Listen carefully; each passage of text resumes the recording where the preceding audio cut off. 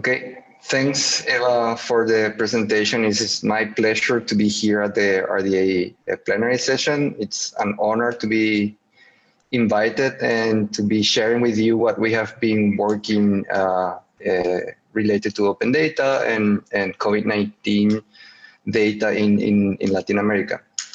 So the topic today is open data and transparency in Latin American countries, the case of COVID-19.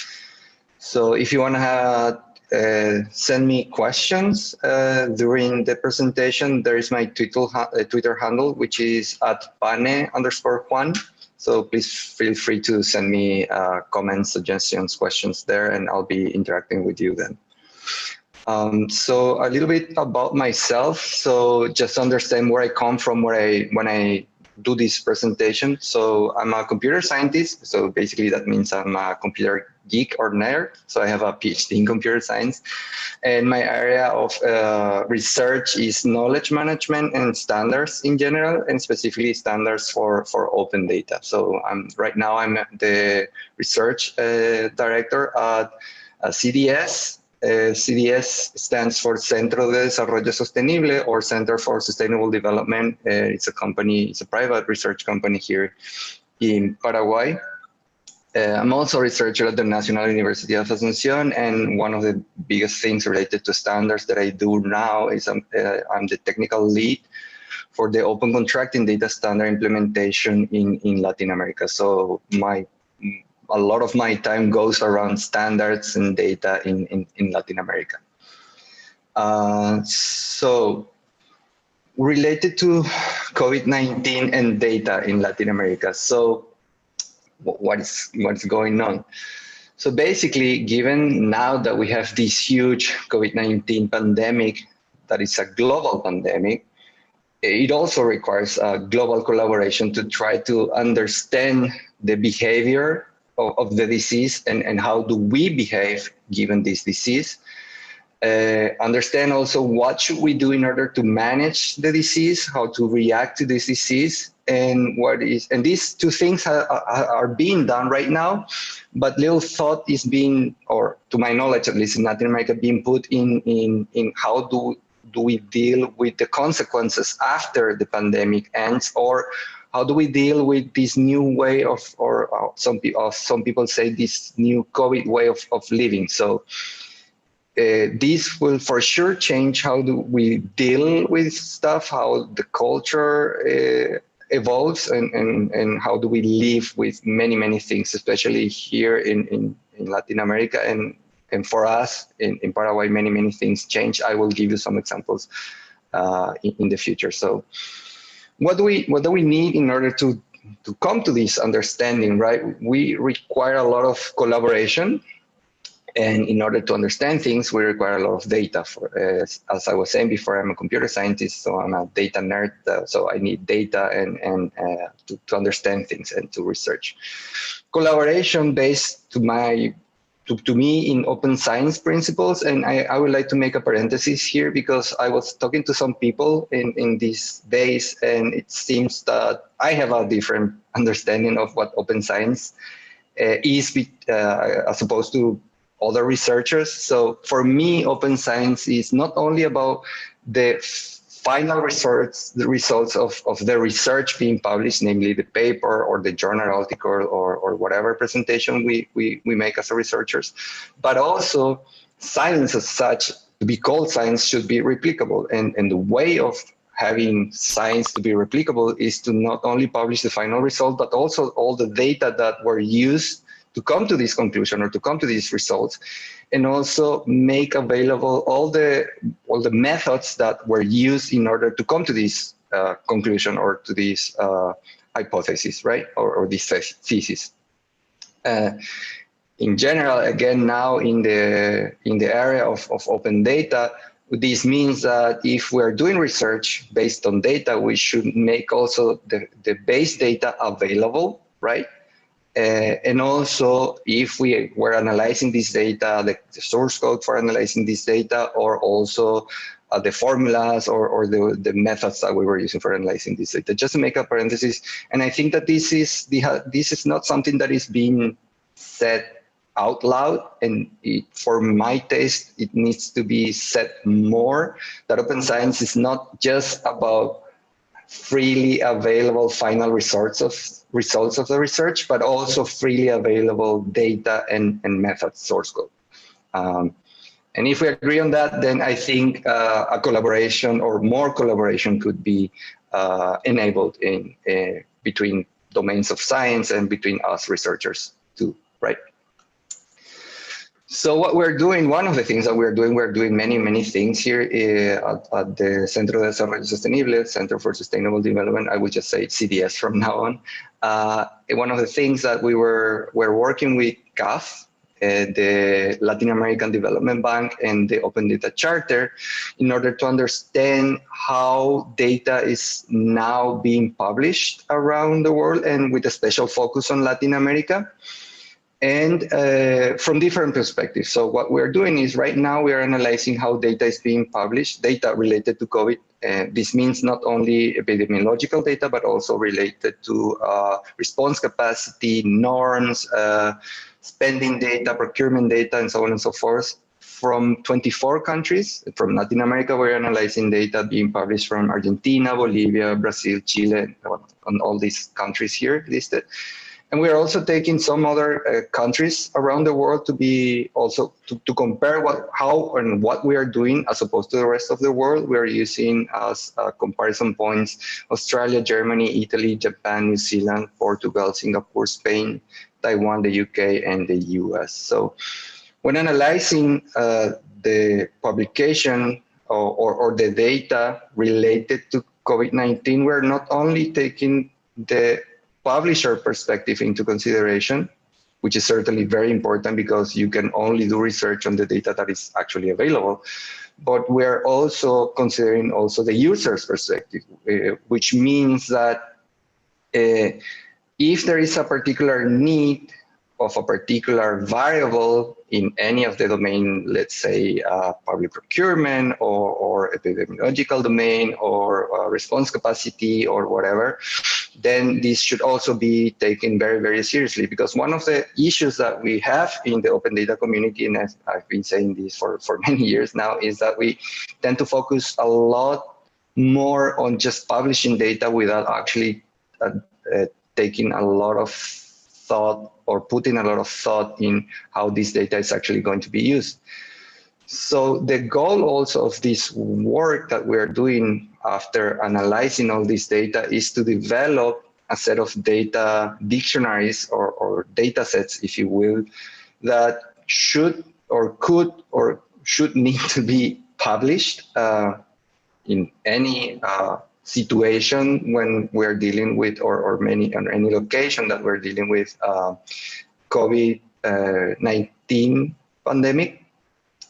So that all the people that are managing this data and publishing this data or trying to use this data have a common understanding of what data should actually be published and how this data should actually be published, right? Because there are a lot of thought being put in general principles of how data should be published or how information should be published or managed in general for dealing with COVID, but we didn't find very specific research or things related on what actual data should be published with what name of variable in what column and with what possible values. So we're talking now here very specifically on if we need to publish data related to COVID-19, how should we do that? So how should we actually create the files that will contain the information? Bear in mind again that I'm a computer scientist and I need to go to the level of details on how to actually do this. And my job also, as I was saying before, is also dealing with this specifically and how to implement the standards and data publication based on standards in Latin America, specifically with the open contracting data standards. So I do a lot of this every day, right? What we found in this analysis of these 24 countries so far is that related to considering the epidemiological part and the response capacity part for COVID-19, there are at least more than 90 different variables that are being used to describe the epidemiological part and the response capacity part. And not all the variables are used by all the publishers. So the publishers that publish the most data are these listed here. So for instance, Colombia is the publisher that published the most data with 28 different variables, which is a lot of variables for a country of the size of Colombia. Then we have Brazil, which is even bigger, that publishes a lot of data with 26 different variables. Then we have Portugal, Mexico, Chile, and Peru. So what we see now here is where I'm a proud Latin, so we see that in Latin America we are doing a lot of effort in publishing a lot of information in order to actually try to collaborate and understand what is going on with this pandemic. From the user perspective, then we have that the users or the use case that we saw that uses the most number of variables uses between 10 and 15 variables. That means that there is a lot of offer in data points or data variables that could be used for research or for transparency or for accountability, but not all of this information is actually being used right now. So we could encourage and do a lot more effort into actually data use and transparency and accountability. There are also another practical implications of what we're doing this, but let us see it in short. So what we found also, it looks something like this. I call it a COVID-19 data salad. So it's a huge composition of a lot of things put together from a lot of different places.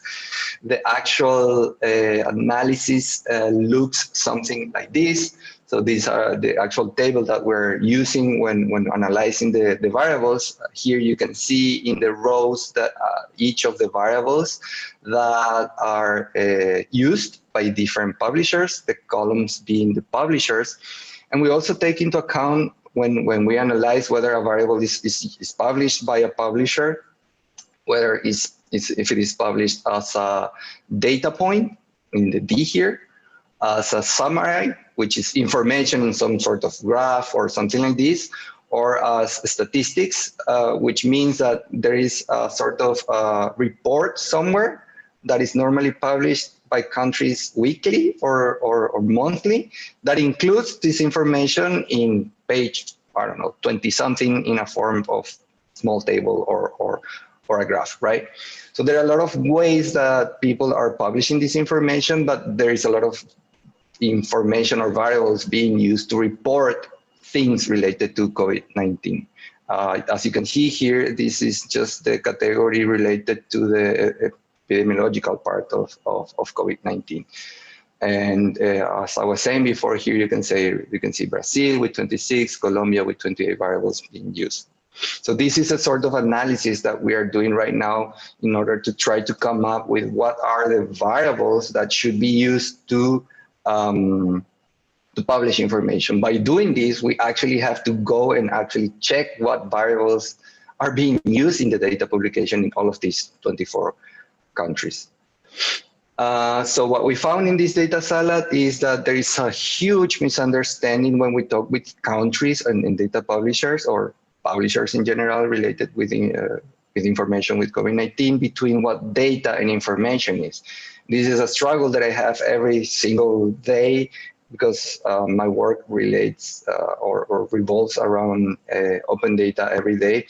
So we talk to data publishers or governments, ministries of health or public procurement agencies, and they basically do not understand normally right away the difference between information and data. And basically information is derived from data.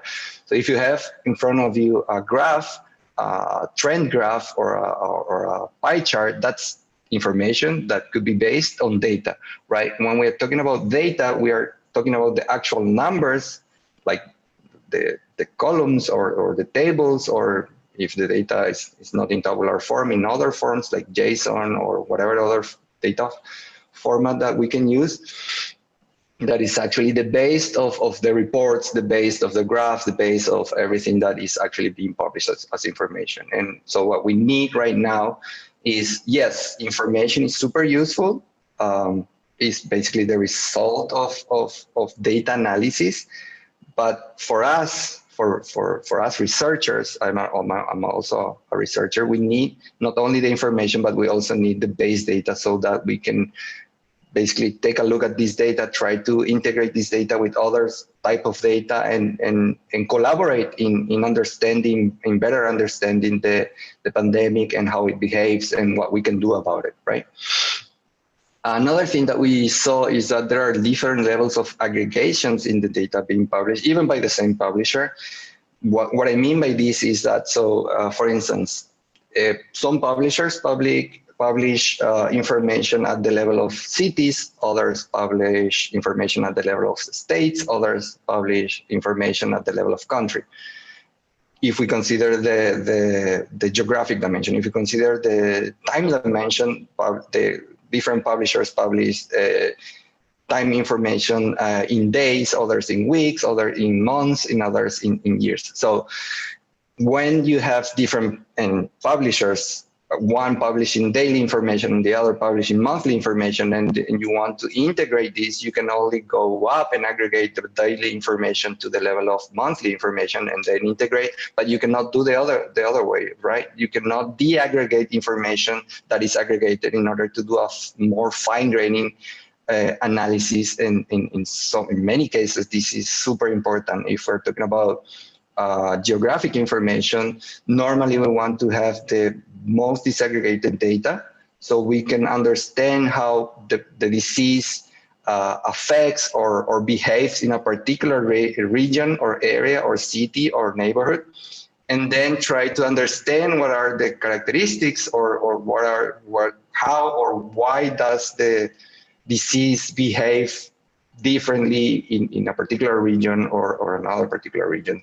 The same coming from the time dimension, right? Why does it behave in a certain way in spring differently from, I don't know, autumn and normally it depends on the temperature, right? Or another different correlated variables, right?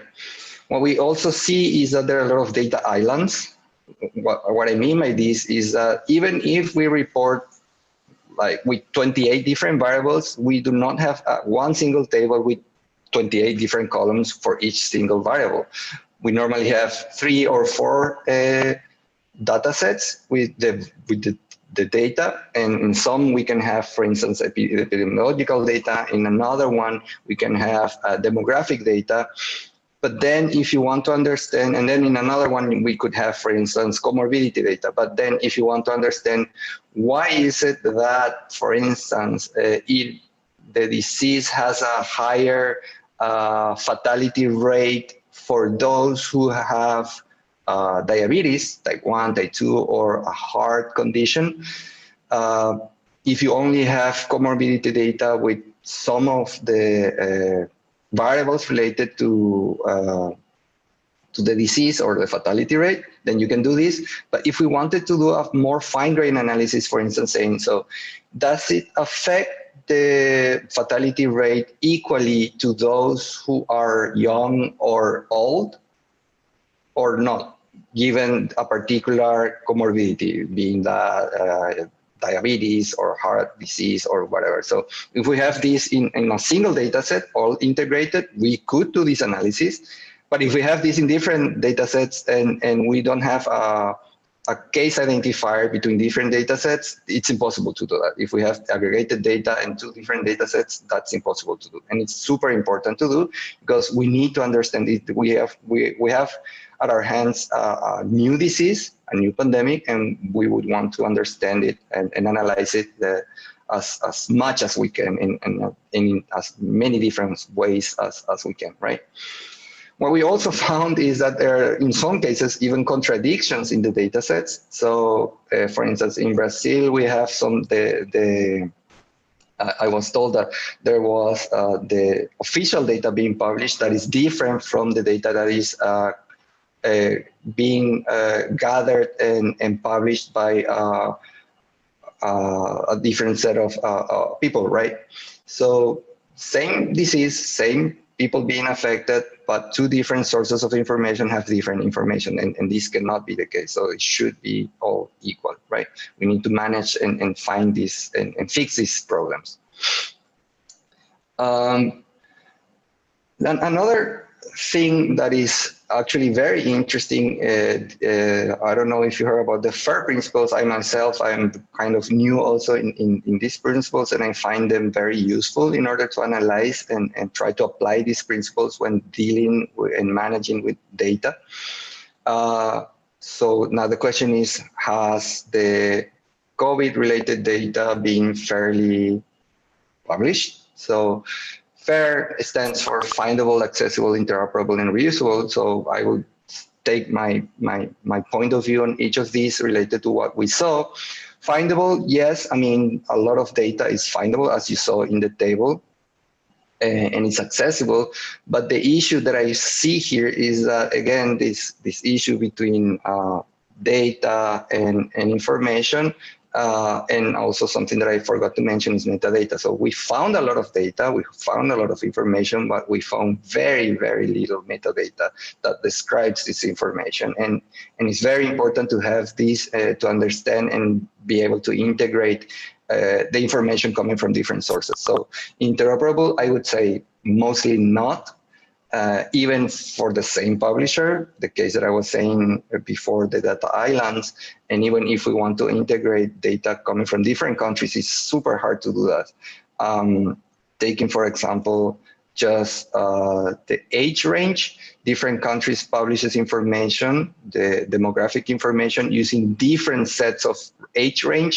And then if you want to integrate this, how do you integrate a publisher using an age range from 1 to 5, from 5 to 15, 15 to 30, 30 to, so, and the other one using 1 to 30 and 30 to 35, it's a mess. So basically it's impossible to integrate this data. We need to basically use standards for publishing this information so that we can actually integrate this information. And another simple case is a gender information. So some countries use male, female, so far so good. Hombre, mujer, so far so good, also just do the translation. But then you have other countries using 0, 1, 2, which with no metadata to explain which one is 0, what does 0 or 1 or 2 mean. And then you have other countries using 1 and 2, right? So do we integrate all the 1s with the 2s?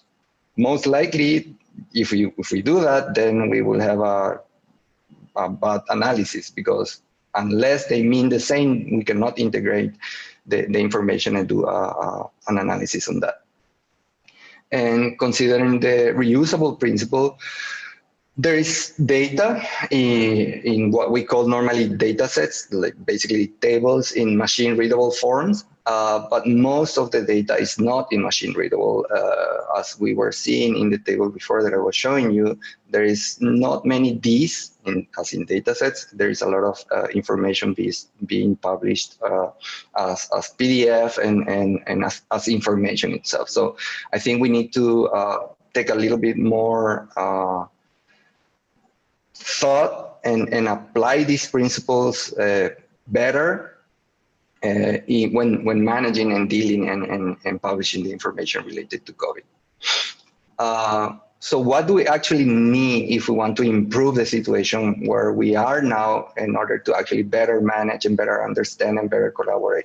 So we need better data management and publication policies, right, that are fair, the principles that I was mentioning before, that are open, because you can have fair without open, that are transparently managed. So basically you need to understand how the data is being managed, what is being done, and how things are being processed. And then it should be also more collaborative, because we have islands now. We should use more standards. And I don't mean hard standards like ISO standards that takes us years to come by, because we don't have years to develop standards now, because the disease is new and it's progressing and changing very, very fast. So we need to react really, really fast. And this is something that we're doing right now also, trying to come up with standards or data standards to publish information. And all this information should be, and data points should be timely updated, right? We need this in daily basis and or weekly basis, and with the most disaggregated levels of aggregation that we can get, right? What we also need to consider is all of this is very good, right? But the more of the things you do here that I was mentioning before, the more effort it will take, right? And we need to consider also that different actors have different levels of resources or different levels of capacity, right? We cannot ask a small city, I don't know, in Paraguay or in Colombia to do the same type of data management that the government of Colombia or Brazil or a central government can do, right?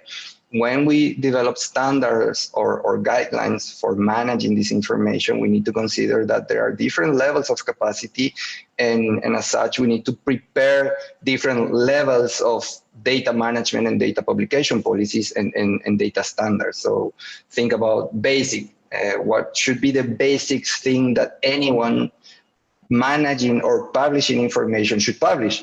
And this is where the usage analysis comes handy, because as we saw, even if there are more than 90 variables being published, the most basic ones or the ones that are most used are between 10 and 15. So that tells us that the basic data sets for managing COVID-related epidemiological data and case management data contains around 10 to 15 data sets, data points, data variables, I mean. And then you have intermediate, you have more information, and then you have advanced solution that basically manage as much as you want and publish as much as you want. I was also told very recently that there was this very good document, this RDA COVID-19 recommendation and guidelines for data sharing, that was a global effort to put together, and I give you the link here, and I recommend that you read this document, and it's very good. I was told that I was one of the few people to actually read this document, but it's a very good document if you are in the business or of managing and publishing information. One of the things I was, when I was doing all this work, and I was afraid that all this work that I was doing was already included in there, but it's more about guidelines and recommendations for data sharing, but it doesn't state how we should actually publish each Excel file containing epidemiological data. It has reference to data standards, which is good. And what we're doing is basically taking these data standards and put it in a data dictionary, saying like, publish it like this, use this age range to publish so that the data can be integrated later, use, I don't know, these values for, I don't know, gender, or use this standard for geographic information, or use this standard for the time information, and so on and so forth. So that would be probably the difference between this very good document and what we're currently doing. In general, because this is the second time that we are doing a data standard for understanding an epidemic, what we need to understand a disease in general, transmission disease, is these 5 things. So you need to understand who, the where, the when, the what, and the how. The who is the people being infected or affected by the disease. The where is where are these people being infected or affected, and when this is happening. And the what is basically the disease that is affecting the people in the time and in the place, and how is the means of the transmission or propagation of the disease. So just to give you an example, we did this same exercise for dengue, and the who, the where, the when are the same variables. It doesn't change. Only the what and the how changes, right? When we were talking about dengue, so dengue has 4 strains, for instance. We have dengue 1, 2, 3, 4, and we need basically. And in the case of dengue, is a mosquito. So why do you need to understand it? It's because in each of these things, you could potentially act upon any of these things to try to stop the disease from spreading. So basically what we're doing now, so when you're affecting the what, is basically you try to come up with a vaccine to try to counter the virus. And there is no vaccine for COVID yet released in the public. And the how, for instance, in the dengue case, is a mosquito. So you could do potentially something to alter the mosquito in order to prevent the mosquito from spreading the disease. In the case of COVID, this is not the case, so we cannot remove air from here and to avoid the disease from spreading. So understanding each of these 5 things will help us to manage and to deal with the disease. So what we do here is the who and the where. So basically we quarantine people. So here in Paraguay, when we had the first or the second case, we already went on full quarantine. Everybody got to stay home for a lot of time, which is the other part of the time. And so basically playing with these 5 variables, you can try to manage the disease, right? That's why it's so important to understand this.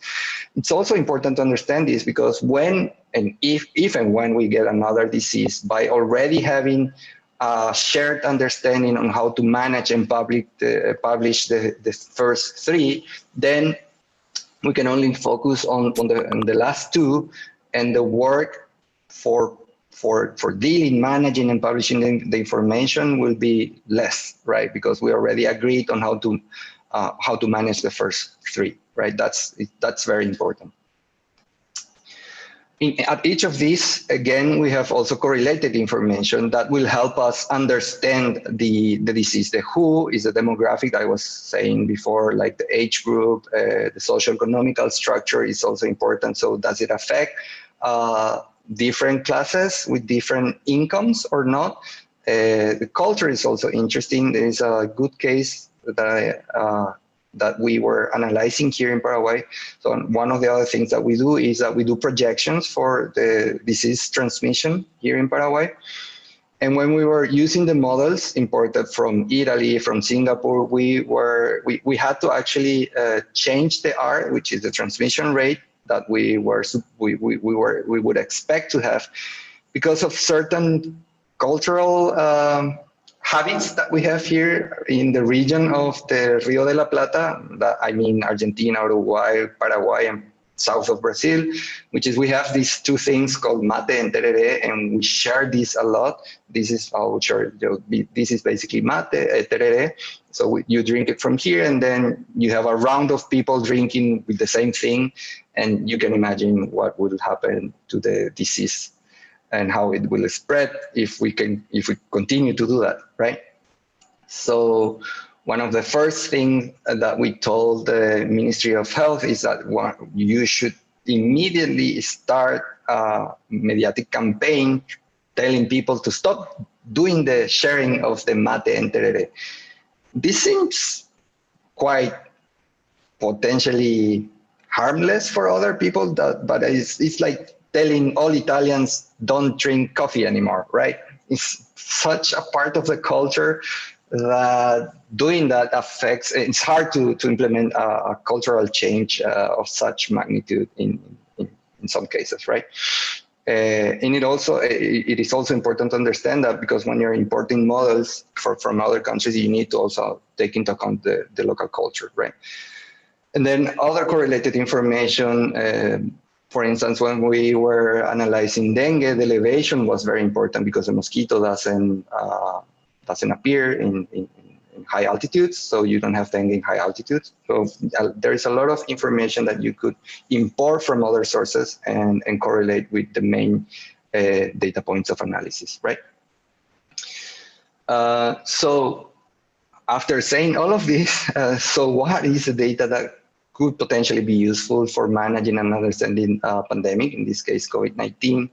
So we have a first set of data sets that we are thinking about. So of course, the first one is all the epidemiological data that we need to anonymously identify each case. So normally at least in all the countries in Latin America that I work with, there is a law that prevents all the information related to the health status of a person to be published, right? So you can publish information related to the health status of an unidentified person, but you cannot identify the person and its health, his or her health status. So there is a lot of work that needs to be done when anonymizing the information that you can later publish. And what we came also with is that there are kind of three phases in the analysis of the information related to COVID. First is all the information related to the suspect part. So you think that you have COVID, you do a test, and then depending on the result or depending on how do you define the fact that you have or not COVID, you get confirmed or not. What do I mean by this? So at the beginning, here in Paraguay, the definition of a positive COVID case was only done when you did a laboratory test, right? Right now, if you have more than 3 symptoms, you don't need to go to the lab. You already are supposed to be having COVID. That's why there is a lot of circulation around. And if you don't smell and if you don't have any taste anymore, and if you have fever, yeah, probably you have COVID-19, right? And at the beginning, when there were around 100 cases in the whole country, then this was not the case, right? They were not assuming this. Once you are confirmed, then you can have symptoms or not, right? And this is important to understand. If you have symptoms, most likely you will get, and hopefully not, hospitalized. And if you are hospitalized, you can get recovered or you can die, which hopefully nobody does, but that's life and that's the disease. So each of these phases have different data sets, different data points, different variables that are important to analyze and to understand and to correlate with other variables to actually better understand the epidemiological data, right? So another one is the response capacity, which means that we need to actually understand what are the capacity of tests that we have in the country, what are the medical facilities that we have and the equipment that we have, respirators and so on and so forth. What are the personal protection equipment that we have, because we have all the health clinicians working around and they need protection. So if we have a pandemic coming and they need protection, but there is no protection, we need to start producing or importing this protection. We need a lot of medicine and we need a lot of healthcare professionals, and we can get short on any of these, right? And if you are short on any of these, you need to prepare for those and start preparing and start procuring these or importing or anything, right? You need to be ready to manage the disease when it comes. Then there are a lot of legal framework reforms and norms being issued every day to deal with the pandemic, normally defining quarantine periods that affects places and that affect a certain age group, for instance. There are travel and mobility restrictions. There are services that can be performed and others that cannot be performed. There are activities that can be performed and activities that cannot be performed, and so on and so forth. So we are planning to actually also have data sets on these, and also the time periods when these were in place that could then be correlated with all the epidemiological data to see how effective these quarantines were, or these activity or services restrictions were, to better understand whether what we did was sufficient or enough or even good for dealing with the disease. Also, it's important to understand, to better prepare for the after COVID period, all the socioeconomic impact and the food security impact. So basically, how we have a lot of indicators such as GDP, inflation, employment, sales, trade, import, exports, nutrition, food production, access to water, and diet-related diseases that are being changed given this COVID disease, and we need to compare this to the normality in the past. And so, you know, if we do this and we also have the other data sets, we can start correlating all of this information and better understand the disease.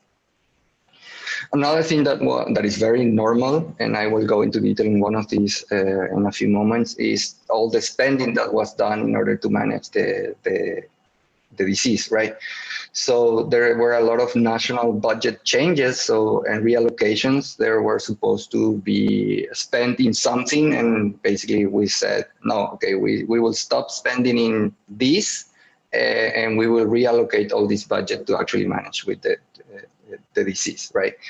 And when we did this, it means that there is a lot of money now that we can use to manage to deal with the disease. And most of this money goes into three categories, I would say. One is hiring more healthcare professionals, buying stuff or procuring stuff, right? And doing some aids and subsidies for people, at least in Latin America, that needed these.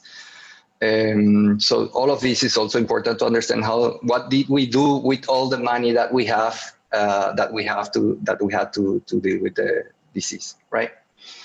And I will go a bit into detail and how did we do when dealing with the disease from the public procurement point of view. As I was saying before, I'm also part of the technical team that implements the open contracting data standard in Latin America, and we were working also with HIVOS to try to understand the changes in the public procurement area in Latin America and to see what happened here. So what we did is, so the question was, so what changed in the public procurement in response to COVID-19? We analyzed 5 countries from the legal perspective and the actual data perspective. We analyzed Bolivia, Ecuador, Colombia, Costa Rica, and Paraguay. And what we saw is that the most common changes in all these countries to deal with the public procurement emergency that they had was like, there were a lot of changes in the legal framework. There were new laws, new executive order and regulations that affected the things that are listed here. So normally was the thing that was most normal in all the cases that there are more flexible direct purchases. Direct purchases are things that you buy directly without long periods for tendering and accepting different types of offers.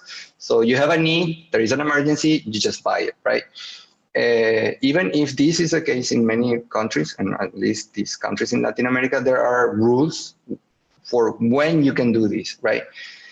Given this COVID-19 emergency, these rules were more flexible, and so there are a huge increase in the number of direct purchases in these countries and in general in Latin America. So what happens is, as I was saying before, there is a lot of reallocation of budget for COVID-19 purposes, to buy medicine, supplies, ICUs, to build hospitals, to buy respirators, and so on and so forth. So that's that's normally a legal change, at least in Paraguay and many other countries. In order to change the budget, you need to pass a law. So that's a change in the legal framework. Given that everybody was in quarantine, and in many countries in Latin America, we are still using this method of tendering where you are supposed to give your offer in paper. Many countries, such as Paraguay, Guatemala, and Ecuador, rapidly implemented e-contracts and also e-tendering services, where they, instead of receiving the huge offer in papers, now they receive the offers in electronic formats, and also applying electronic signatures in these technological advances. So I would say in this regard that COVID was one of the things that was used to accelerate the technological adoption of innovation in public procurement in Latin America. So this was some good outcome out of it. As I was saying, there are new funds given budget reallocation, but also from international loans and also from international aid. So what happened also is that now we need to buy masks, and every ministry had to buy masks. And so instead of each ministry with normally or central or agencies in the country that we normally have between 100 and 200 agencies in different countries, instead of having 200 different procurement processes for masks for every ministry, what they say is like, okay, let's do a centralized purchase and let's buy a ton of masks, and then we will distribute these to every ministry. And such as other things were done in, also other purchases were done in centralized form. So there were these changes also in the legal framework meant that there were shorter periods for selection times and for tendering times, which was good. So basically, say, so if you are buying COVID-related stuff, then you can do it faster. You do not have to wait 5 or 10 or 20 days, right? And the good thing is that most of these changes or flexibilities in the procurement processes came with a little thing that was implemented in most of the country, which is the transparency of how these funds were supposed to be spent, right? In every country that I saw, so there is a dedicated transparency portal for the COVID-related purchases, and we will see some examples. So this is really good. So not only there were flexibilities, but also there were things put in place in order to actually check how these funds were spent. So this is an example of the portal for the national government of Paraguay on how they are spending the money related to COVID. It's called Rindiendo Cuentas, Government PY, Paraguay. This is the one for Costa Rica. This is the one for Ecuador. This is the one for Argentina. So as you can see, many countries have this transparency portal for COVID-related spending. So once you have all this data out, right? So what do you do with this data? Of course, you need to use this data. You need to analyze this data, and you need to share results using the open science principles that I was mentioning before. So this is a case from the spend network that did an analysis on how the expenditure changed in time. This is another analysis that was done by the Open Contracting Partnership that had actually very interesting results in different countries. So basically it says that yes, during COVID, there were higher prices paid in comparison to the past. For instance, in Guatemala, some things were paid like 8.8 times more than before. The same things were bought by different units of the government at different prices. There were a high usage of multi-purpose firms. What this means is that a firm that was previously selling, I don't know, food, now is selling respirators, right? And this is kind of odd, right? Depending on the capacity of the agency, there were a lot of agencies that were properly spending the budget, and even if other agencies had budget to spend, they were not spending the budget because they had no capacity to do the procurement processes. And one of the things that was also discovered is that during this period, given all this flexibility, there were a lot of new companies being created just to sell the government all these things that were needed to deal with the emergency. Then another thing that you need to do, or if you want to do better analysis, is to integrate data. So this is something that we did here in Paraguay. So basically we downloaded all the COVID-related purchases and did a ranking of the providers, right? So the first one is the one that was awarded the most amount of money related to COVID purchases, and so on and so forth. And what we did is also there is another data set with the sanctions for these companies, right? And as you can see here in the top 10, we have at least 2 companies that were awarded a lot of money for COVID-related stuff that were previously behaving not so well. So when you are integrating data, you can do this sort of analysis. Another sort of analysis that you can do when you have all the data available is this. So you can basically check what are the relations between companies. Here, what we did is that we took the legal person that represents the company, and but just or the contact point, and we basically did get me all the companies that have the same contact point, and you can see here that we have 1, 2, 3, 4, 5, 6, 7, 8, 9, 10 companies that are being awarded contracts that are different companies but all have the same contact point, which is kind of weird. So these are the sort of analysis that we can do when we have data available. And then we can also do the previous analysis of saying, okay, in the past we were buying stuff and we have historical data to know what are the prices from the past. How much more are we paying now given the urgency of COVID, right?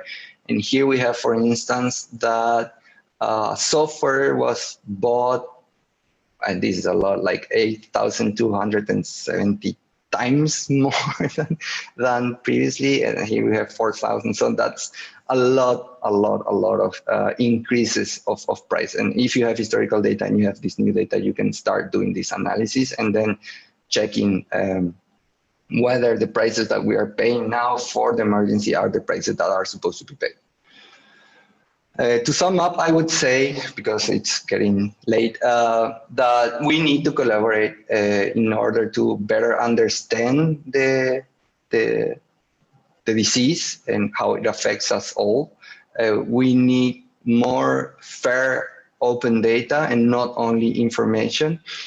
We need to use this data, not only to have this data published, we need to use this data, we need to integrate this data, we need to share and research upon this data and share it based on open science principles that I was talking before.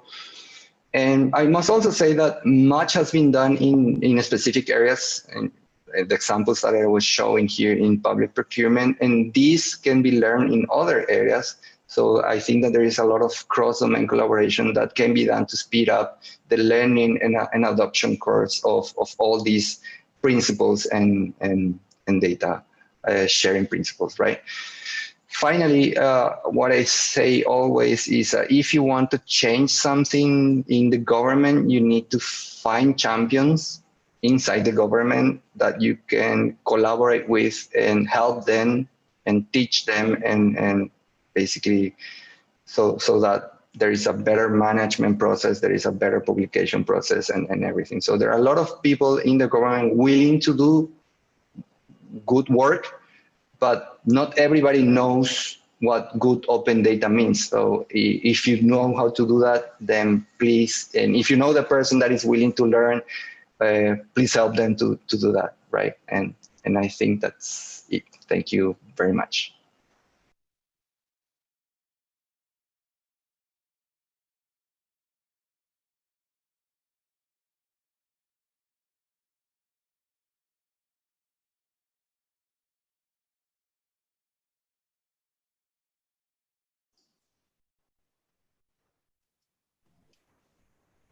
If you would like to ask Juan a question, you can put it in the Q&A box at the bottom of your screen, or as he's suggested, tweet him a question.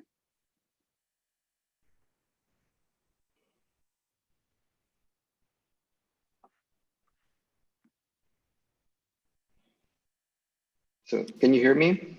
I was already answering some questions in the chat. I think there are very interesting points there and more collaboration needed. And it's always good to know there are also people working on the same and we need to collaborate, as I was saying in the presentation.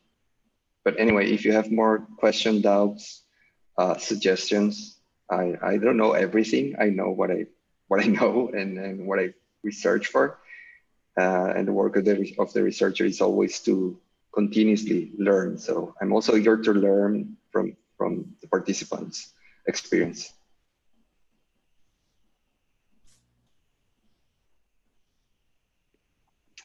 So I actually have one for you. Are you saving the data sets that you're analyzing? Do they get stored somewhere? At the beginning, we took some data sets and we downloaded and we actually even tried to integrate it. So we have some, not all of them, but as I was showing in the huge table that we have the links to every single variable data points that we analyzed. So We didn't save them, but we have the link to all of them, to the 96 variables and the 24 countries. We wanted to also include China, but we couldn't understand what they were publishing, so I don't speak Chinese.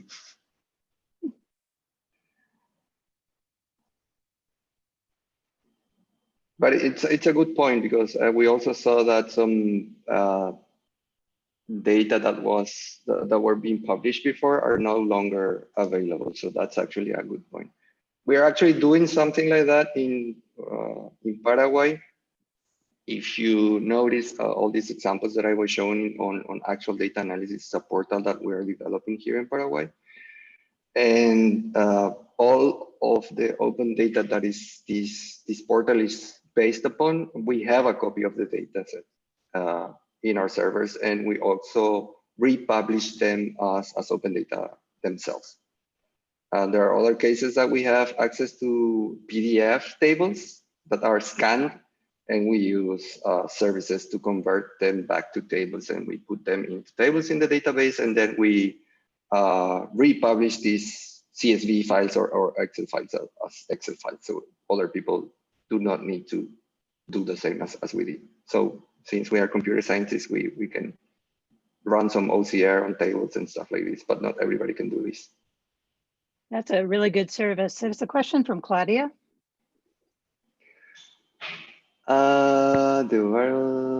We will publish the whole table, so you will have access to all the variables that we analyze and all the variables that we are suggesting to use at different levels. As I was saying in the presentation, we have this concept of basic, intermediate, and advanced to say, okay, at least publish this if you can. And we will also recommend levels of aggregations or disaggregation. As I was saying this, in one of the slides that was also retweeted here says that in order to understand a disease or an epidemic, you need the who, the where, the when, the what, the how, right? Normally the what and the how changes from disease to disease. The who, the where, and the when are the same. But we also learned that in dealing with not epidemiological data, like the norms part, the response capacity part, even the other data sets, the who, the where, and the when also remains the same. So the actual name of the variables are the same, right? So the what changes. Instead of publishing information related to an epidemic, you're publishing information related to laws that affects certain people, the who, at a certain place and a certain time, right? When you have mobility restrictions or travel restrictions or activity restrictions, you always have the who, the where, and the when.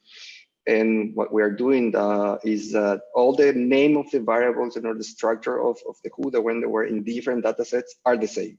Yeah, and as much as possible, we just change the what and the how. So another one, it says, how does one's work mesh with RDA COVID-19 guidelines? Are they compatible? That's something that I was saying in the presentation. So I was also worried that everything was already in there. And as I said, I read the guidelines, and in the guidelines, you have pointers toward data standards to deal with, I don't know, epidemiological disease or case management disease, but these are very broad data standards, let's say so. There is no list of these are the variables or the minimal, basic, intermediate, advanced variables that you should publish if you're publishing case management or norms data or whatever other procurement data that you have to work with. So the guidelines are, as the name says, guidelines on how to manage data, how to do when dealing with COVID response, but it doesn't say how to publish data. There are different types of standards normally. There are standards that tells you what to do, and there are other standards that tells you how to do it, right? We're in the business on the how to do it normally. Because again, computer scientists, we need to actually do it. And when doing it, you need to know how to do it. So that would be probably the difference that I see between the RDA guidelines, which again, I recommend everybody to take a look at. It's really good. It's really good. Claudia asked whether it was easy to get the data or did you have to go through diplomatic channels? Namely, you just collected data already published in government portal, and would you be able to say which countries publish more better data? We didn't go through any diplomatic channels. We are open data people. We were based, or all of our analysis were based on what is available. Because again, our thought was, okay, this is something that needs to be. So how our researcher would find things that he needed, or she needed, publicly available. So we went through everything that was publicly available in the languages that we could understand. And we collected this and cataloged this information. Would you say which country published more data and better data? More data doesn't necessarily mean better data, that's for sure. You can have 4 variables very well disaggregated as opposed to 28 variables in Colombia, but everything is aggregated, so you wouldn't have better data, I would say. So there is a huge difference between having more data and that data being better than other countries. And then again, better, it's very relative to what you want to do with the data. So because if I want to analyze demographic data and there is no demographic variables in the data sets, that's not a good data set for me. So better is always dependent on what I want to do with the data. I hope that's answered, Claudia. And thank you very much for your insights on Brazil. That was very helpful, Claudia. Marcela from Córdoba, she said, in your experience, what's the best way to find champions inside institutions, governments, to talk about the intermediate implementation of RDA recommendations and other recommendations that you mentioned? People working with COVID data seem to be overwhelmed right now. I agree with that. Do you have any advice according to your experience? Oh my God, I've been scouting champions in Latin America for 6 years now, 6 years. I mean, again, I was saying at the beginning, I'm a computer scientist. I'm kind of a geek, and I have this way of easily noticing when somebody is a champion or a person that actually wants to do things for real, or they say that they want to do things because their bosses told them to do, or because it's good for their political image. As I always say, transparency is a very good political coin, let's say. So it's something that is, if I say I'm a politician or I'm a public officer and I'm transparent, then that's good for my political career, right? But actually being properly transparent or actually properly applying the FAIR principles, it's not just saying that I do them, it's actually doing them. So my question normally is, do you actually want to learn? And if you don't know, or are you actually committed to do it once they understand what it means to do, which is, for instance, apply FAIR principles or apply transparency principles? And by their reactions, you will immediately see whether they are just saying that they want to do things because they have been told to, or they actually believe that they can do it.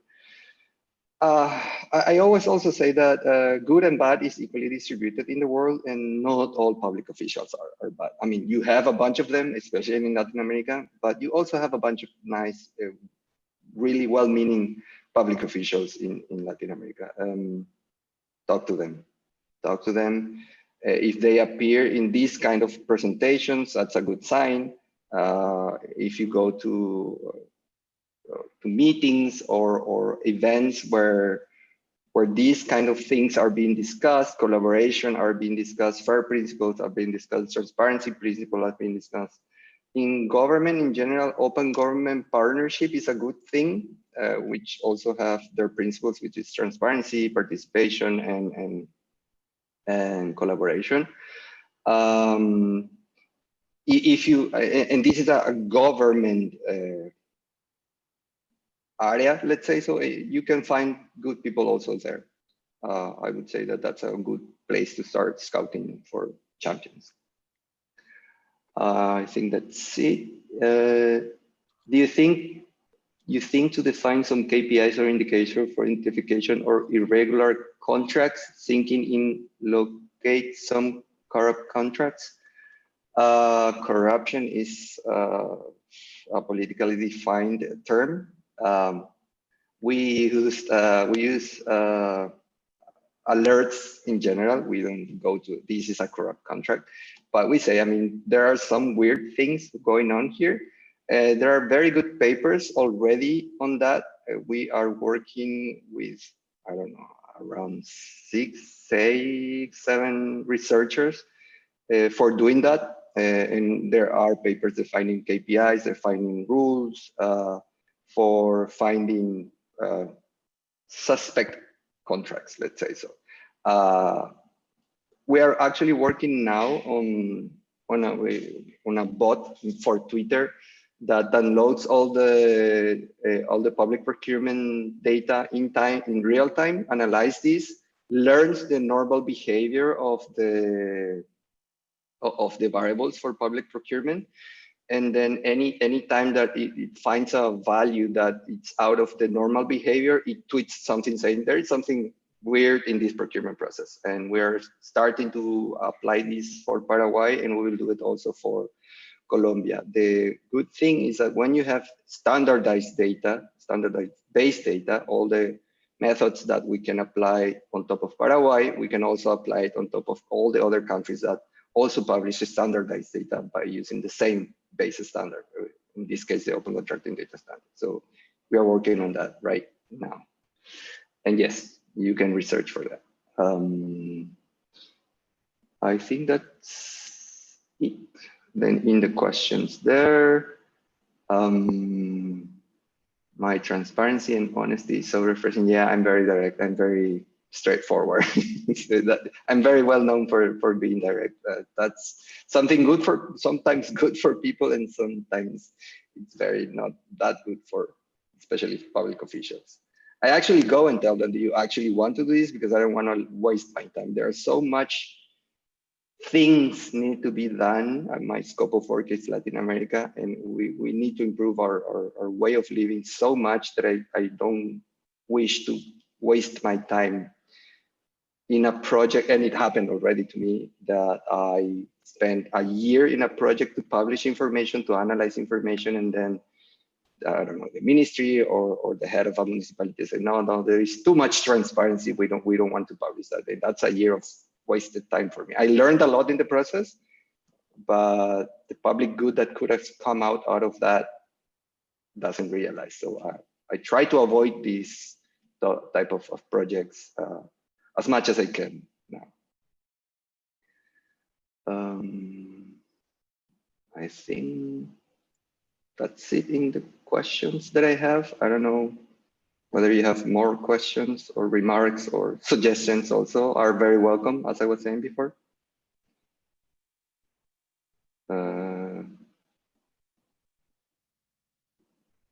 If not, I wanted to thank you for a very interesting talk. Okay.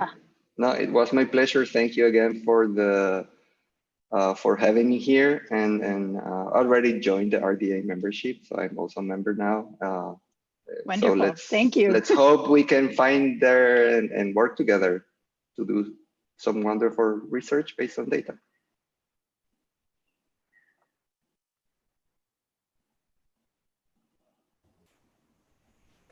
Thank you, Juan. Okay, everyone, I guess we can wrap up for this session. That was a great presentation.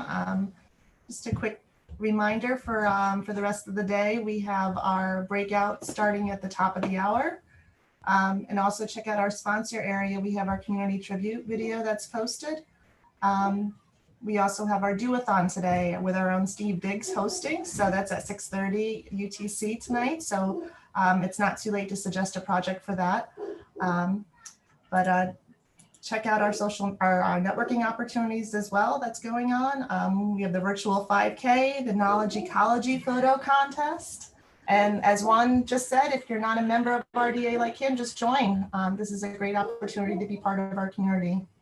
So thank you again. And if you hear my dog, my apologies. Of course, he starts barking right when I turn on my microphone.